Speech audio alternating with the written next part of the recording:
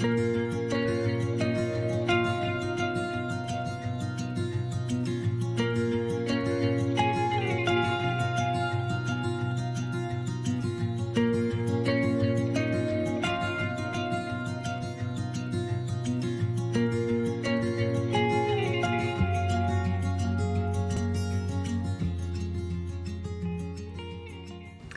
morning and welcome to the greenhouse. I'm just planting up my onion seeds for this year. They're a little later than they should be. Oh no, that's not actually strictly true. They should be planted around about February time, but because we have such a short growing season, we have to plant everything earlier than really you should do. I'm just planting these onion seeds. They're kind of my priority, and then it'll be tomatoes and chilies and such like. I've just realised I forgot to water my compost before I actually put my seeds on, so yeah, before you put your seeds on your layer of compost, just give your compost a water. It'll be fine. The seeds are in a big tray, so it doesn't matter if they move around a little bit. So we plant our onion seeds in trays rather than modules, and we found this works better for us. It's what John prefers when he plants out the onions into the raised beds when they get large enough, is to just kind of pull out a clump and then kind of untangle them. He prefers that to actually having to faff around with modules and what have you. So compost wise, I switched to using John Innes's seed compost a couple of years back. I had just been using general purpose compost up until that point. This I find is much better, but I only use it for this part of the growing process when you're planting seeds. It has things like vermiculite and sand in it. It has its advantages in the fact that the soil doesn't go kind of concretey the same way multi-purpose compost does, but you do have to make sure you keep it watered because it is well drained, which is good because you don't want your seeds to rot, but at the same time it can dry out as well. So this is ready just for giving a very gentle watering in. I'm planting Ailsa Craig, and these are old seed. These are from last year, which is not ideal. I was going to buy more, but since I had some left, I thought I would just take the chance. Onion seeds are not great when they're not fresh, so I don't know what the germination rate will be of these, but if it's very poor, there's nothing stopping me just buying some onion sets from the garden centre in a few weeks' time. We do like the Ailsa Craig onions. We've grown them a couple of times now and they seem to do quite well and store quite well. We also prefer growing our onions from seed rather than set. In reality, it doesn't seem to make an awful lot of difference to how big a crop we get, but we do have more options and variety options when it comes to buying from seed rather than from onion sets. Also, you get a lot more onions for your money buying a packet of seeds than you do buying onion sets as well. So I'm just going to water this. I'm going to fetch the heated propagator in to the house where I have my growing station, and I will show you how I have that set up for this year, which is different from what we have done up until now, and get in out of the cold.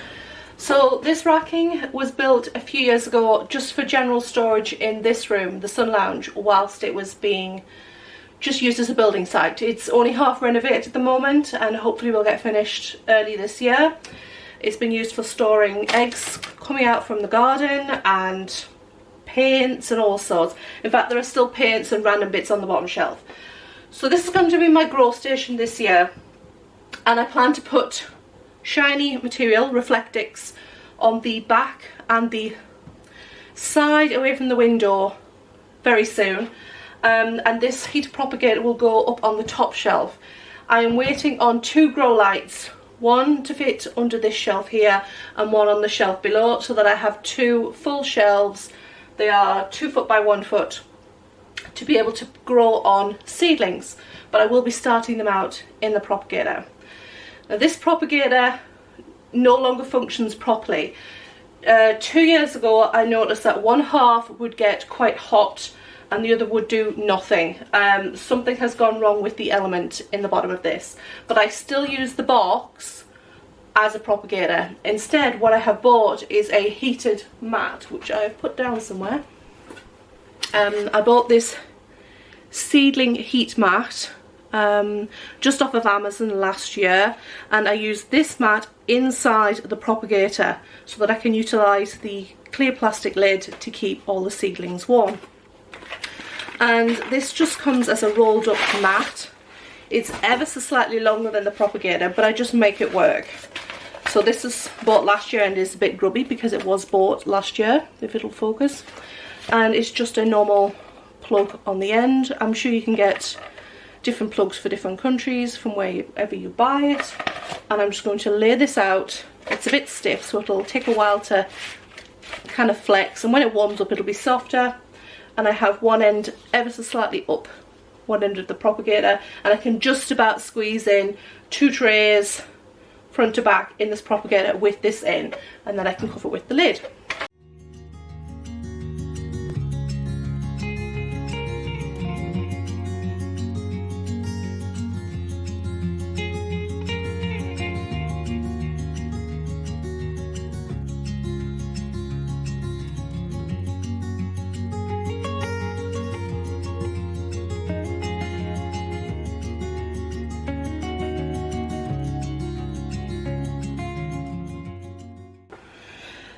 Now, as you can see, this needs a good wipe, so that will be my next task for today, is just go and get a bit of cloth and wipe this over, because it is grubby from last year. I've been very lax in cleaning my seed trays and my propagator this past winter.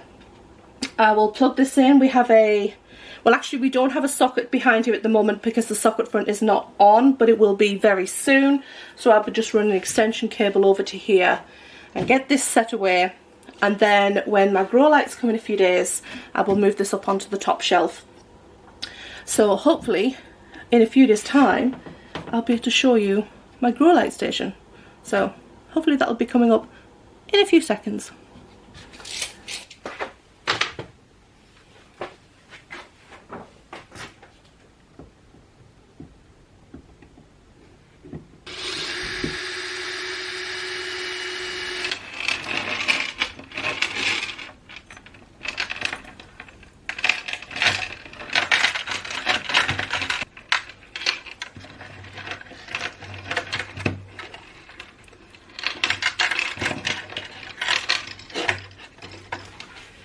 It is a few days later and my lights have arrived. These were just ordered from Amazon. I will try and find the links below either to these or something very similar. I ordered 6,500 K brightness, which means they are white light as opposed to a warm light. They are a cool light, which is what you need for leaf and root growth. If I was growing flowers, flowering plants, then a warmer light would be better. These are very, very basic. They're the type you would wire in for things like workshops and things like that. So I'm dropping everything, but they are very, very, very basic. They're very lightweight and they are LED. They have very basic electrics. They're just a live and a neutral. We won't be wiring these directly into the lighting mains like you would usually get an electrician to do, and we will instead be connecting them together, because I have 2 of these, and adding a external, like a mains plug to them, so they can just plug it into the wall. It's not directly wired, it's just wired into a plug like you would put a plug on, I don't know, like a lamp or something like that. I have 2, so one can go under this shelf and one under the shelf below, and I will put the wiring to this side because we have a socket down in this corner. So what I did is I bought a pack of mixed chain and hooks. I have big hooks and little hooks, and the plan is to attach the little hooks to the lights on these brackets that are on the back, on the top, and then thread the chain up through the shelf above, back down through a second hole drilled alongside. I've drilled 2 holes per chain, and then down, and I will cut this chain short and put a large hook on the end so that I can raise the chain up and down to make it close to the plants when they're little and further away as they get bigger, just by hooking and unhooking this. It's a bit fiddly getting the chain to run, it doesn't run smooth over the shelf, so I'll have to take the tray off above to adjust that, but that I'm not too worried about that. They also come with attachments for doing on the ceiling, but they also have their own little connector blocks in here, which I have looked at them and I'm hoping I'll be able to use. Otherwise I will get John to rake me out some regular electrical connector blocks to connect the wires together. These brackets come off the back really easy. They just kind of pull out and poke you in the eye of the cable, but they just pull out. So I'm going to thread the little hook through the middle hole like I did for the end of this first lamp, and then you can just clip them straight back in. And yeah, that is what I'm going to do. My onion seedlings are starting to pop up now, and I have still not planted my tomato seeds, so that is a job for tomorrow. The advantage of being a multi-craftual person means that I have, in effect, I have way too many hobbies, but it also means I have many tools that can be used for many tasks. So I've dug out my jewellery making pliers, because I'm going to need 2 sets of those for breaking apart the links on the chain to shorten the chain to the sizes that I want. The advantage of having way too much stuff.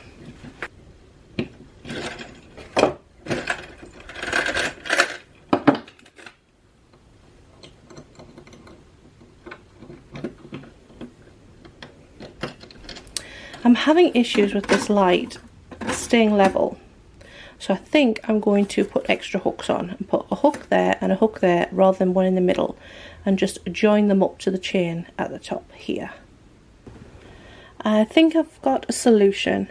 I have 2 hooks on either side and 2 short bits of chain that are joined up together, a few links up, and that seems to have done the trick, so no more twisting and turning. So these lights come with these unusual connector blocks. They're not like a regular connector block. They have, I don't know if it'll focus, but it has 2 holes in one end and one at the other. So if you're running lights in relay like I am here, or if you're in a workshop and had to say 3 or 4 lights, you can join them all together. So I will put both brown or live cables in here, and I will put the mains cable that I will be plugging to the wall in the other end, and then with the other connector block I will join all the blues together. So I'm just going to put the blue cable from one light in one end, and they just shove in and then they stay on nice and tight, and the blue cable from the other light in the other twin hole on the connector block. And then on this end I will attach it to a piece of mains cable that I have with a socket plug, mains plug on the other end. So I'll put the blue in with the blues, the neutral and the brown, which is the live, in with the lives.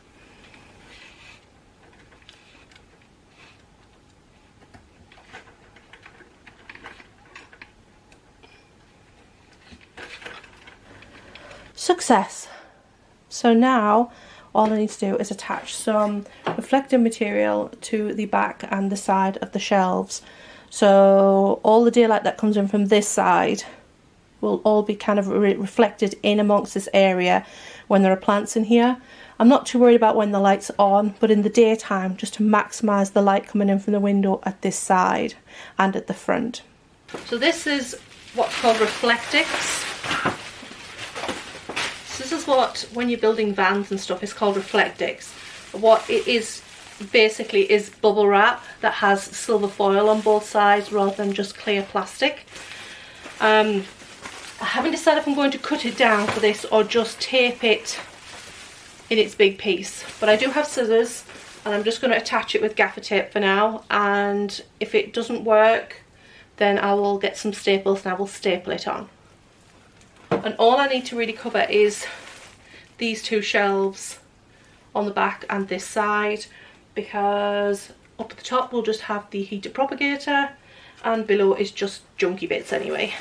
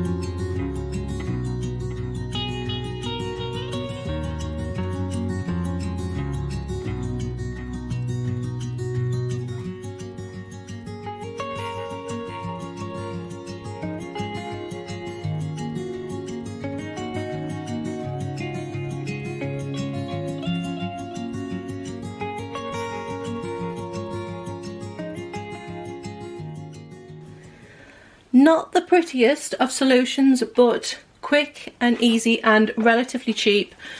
You could actually cover pieces of cardboard with silver foil, you know, just like kitchen foil, and fasten those on as well. That would do just as well. I just already happen to have the Reflectix to hand, just lying around, left over from making window covers for the Land Rover when we converted it into a camper.